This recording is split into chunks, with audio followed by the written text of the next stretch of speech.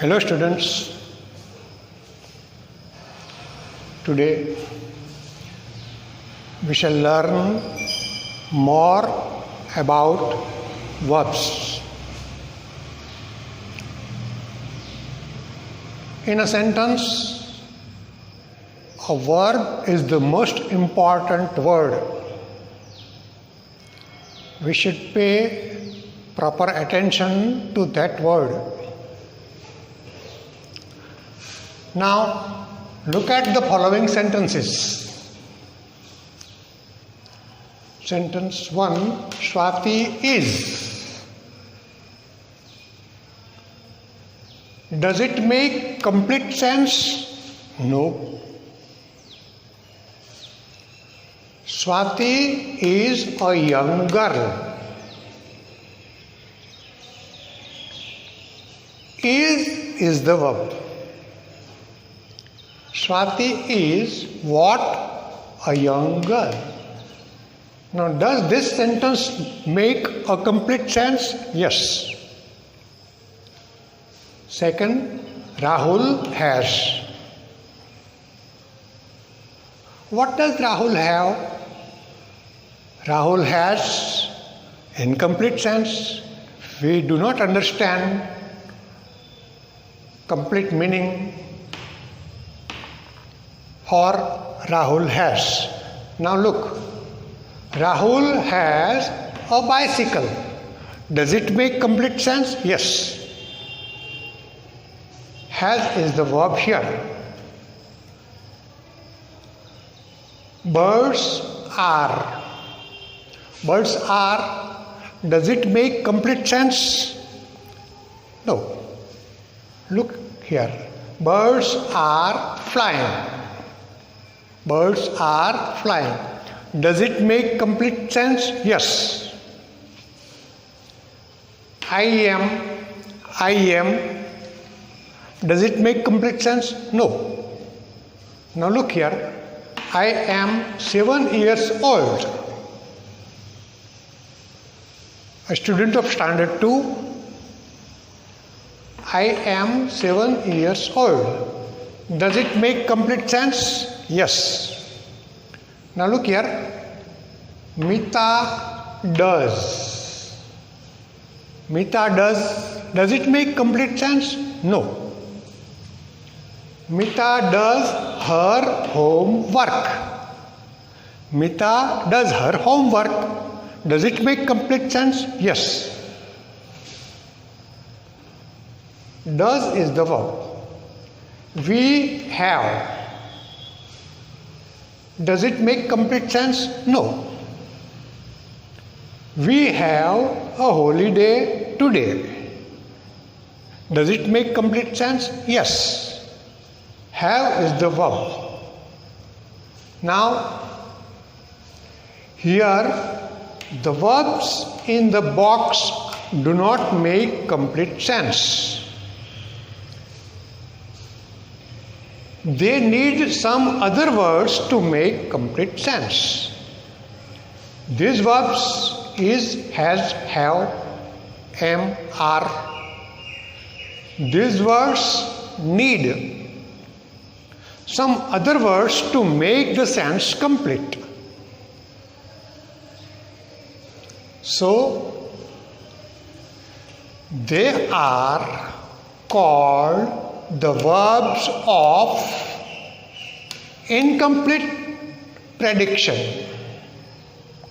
What does prediction mean? Prediction means to say something more about some other thing.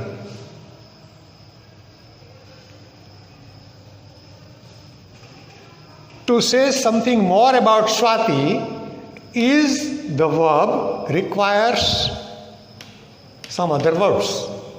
Swati is no complete sense. Swati is a young girl. Yes, complete sense. So is, has, does, these are the words which by themselves cannot make complete sense. They are the verbs of incomplete prediction. Incomplete means not complete.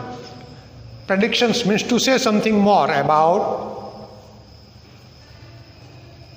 what the verb is for. Now, look at the following sentences. Boys play. Boys play. Does it make complete sense? Yes. Boys play. We can completely understand the meaning of the sentence. Here the verb is play. Now, boys play cricket.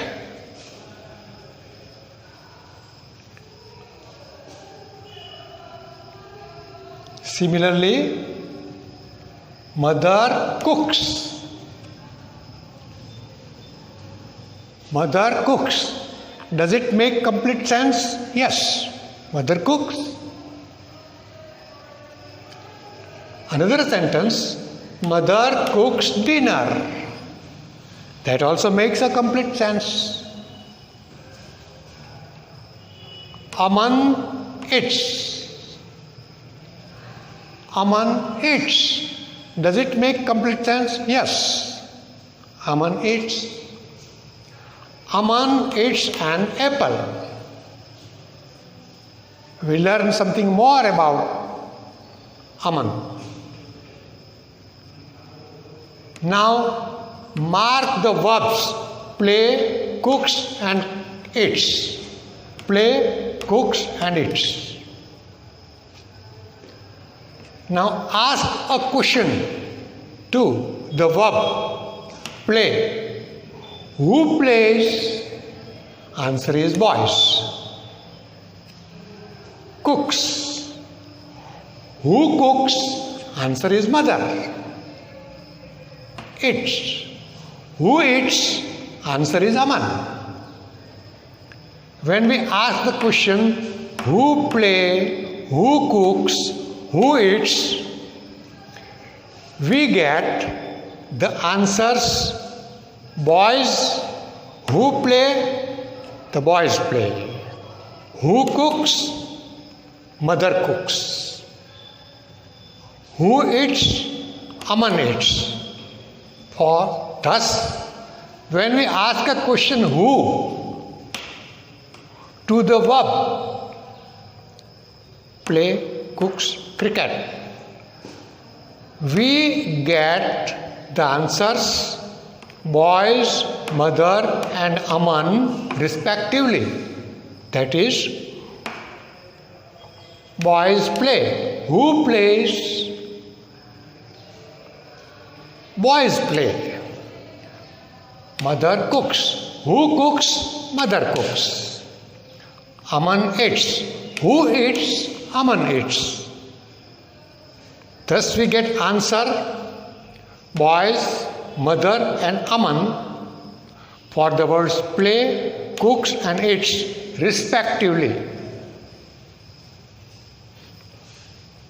These words, the answers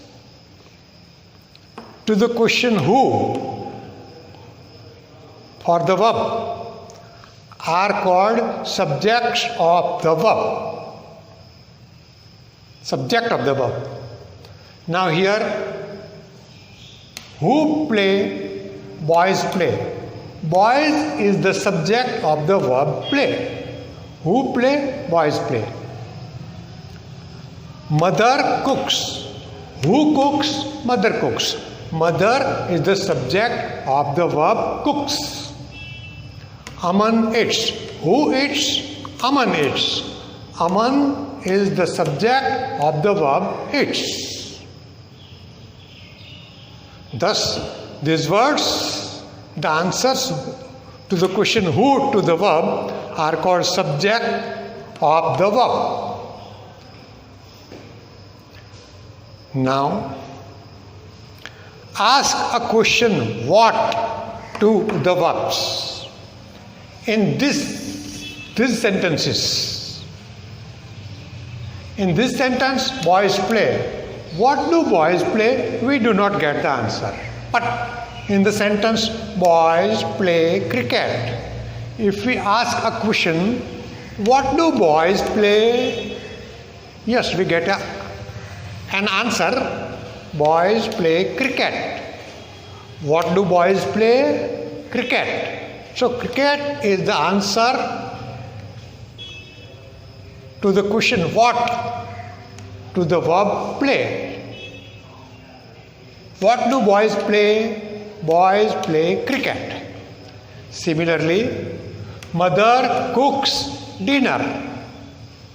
Now let us ask the question, what does mother cook? What does mother cook? The answer, dinner. Mother cooks dinner. Here, Aman eats an apple.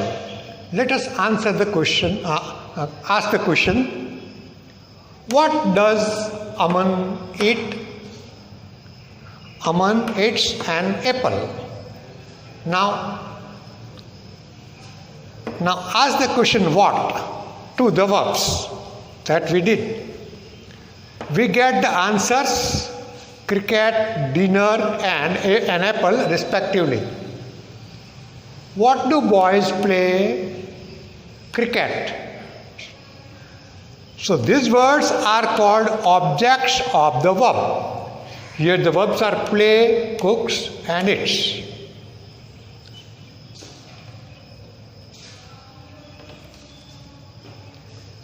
What do boys play? Boys play cricket. Cricket is the object of the verb play. What does mother cook? Mother cooks dinner. Dinner is the object of the verb cooks. What does Aman eat? An apple. So an apple is the object of the verb eats. Now here in these sentences we have a subject for the verb and also an object for the verb. For the verb play, subject is boys, object is cricket. For the verb cooks, subject is mother, object is dinner. For the verb eats, subject is Aman, object is an apple. Thus, these are the words making complete sense. But they have always subject with them.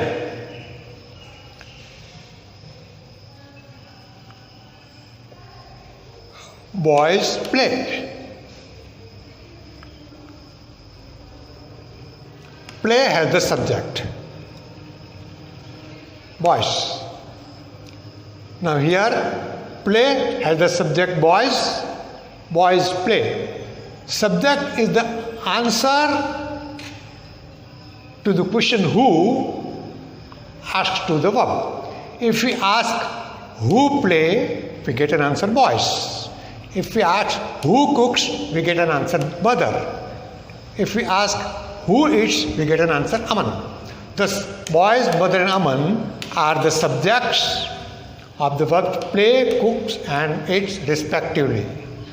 Subject must always have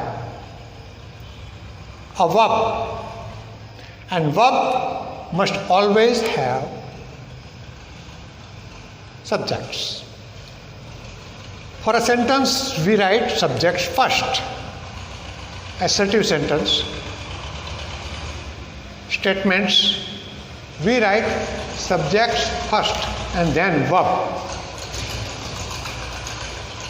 We write subject first, then verb and then object of the verb.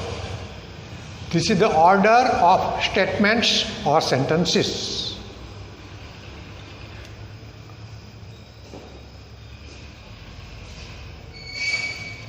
Thus, The verbs of making complete sense must have a subject in a sentence. They may have or may not have objects. Here in this sentence there is no object, even though the verb makes complete sense.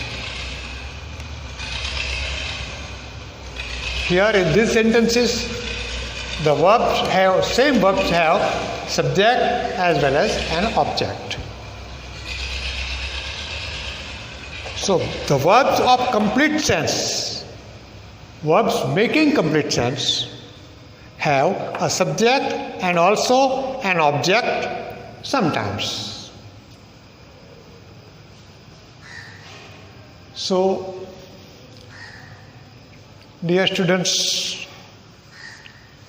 we have learned two types of verbs until now. Verbs of incomplete prediction, verbs of complete prediction. Verbs of incomplete prediction do not make complete sense by themselves alone. They need some other words to make the sense complete. But the words making complete sense, these are called principal verbs. They can make the sense complete by themselves.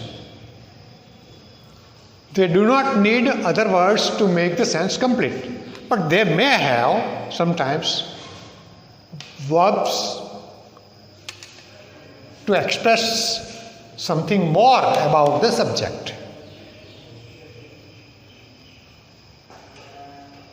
So these are the words of complete prediction.